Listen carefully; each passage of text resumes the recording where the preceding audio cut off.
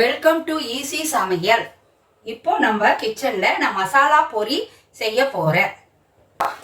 கேஸை ஆன் பண்றேன். அதில் கடாய் வச்சிருக்கேன்.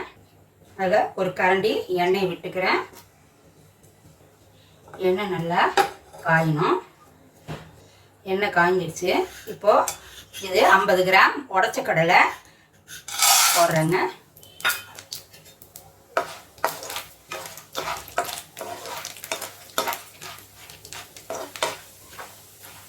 நல்லா எண்ணெயில் அப்படியே பொரிஞ்சிடும். இது 150 கிராம் வேர்க்கடலை உரித்து வறுத்த வேர்க்கடலை உரித்து வச்சுருக்கேன். அதையும் அதில் ஆட் பண்ணுறேன். கீழக்கூடாதுங்க, அப்படியே இது பண்ணி வச்சுக்கணும். நல்லா சோக்கும். அதில் நம்ம இப்போது மஞ்சத்தூளும் மிளகாத்தூளும் சேர்ந்த இது பவுடர்.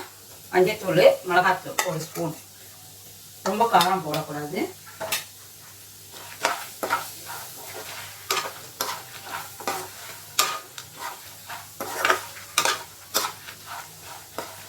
பாருங்க, நல்லா தேக்கலையும் உடச்சக்கல்ல அந்த மிளகாத்தூள் எல்லாம் கலந்து வந்துடுச்சு.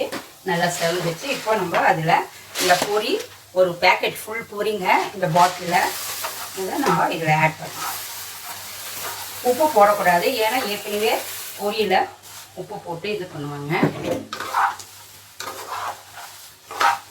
இந்த மழை காலத்தில் நல்லா பொரிச்சு வச்சு நல்லா சாப்பிட்லாங்க. காரமாக நல்லா இருக்கும். மசாலா பொரி, வேர்க்கடலை உடச்சக்கடலை மிளகாத்தூள் மஞ்சத்தூள் எண்ணெய்.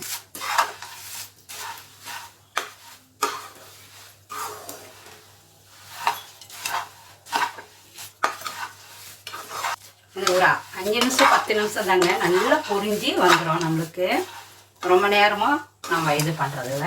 நல்லா பாருங்க, பொறன்னு வந்துடுச்சு பாருங்க. மசாலா பொரி நல்லா வேர்க்கடலை உடச்சிக்கடலை மிளகாத்தூள் மஞ்சத்தூள் உப்பு போடக்கூடாது. ரெடி ஆயிடுச்சுங்க. அவ்வளோதாங்க.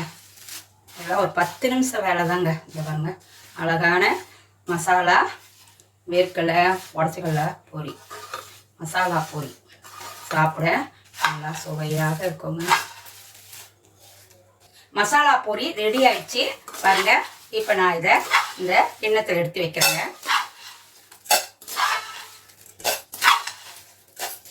இது மழை காலத்துலையும் சரி எப்பவுமே நல்லா சாப்பிட்லாங்க. நல்லா இருக்கும். உட்காந்துனே ஒரு டிவி பார்த்துன்னு அப்படியே பேசினே சாப்பிட்டா அவ்வளோ டேஸ்ட்டாக இருக்குங்க.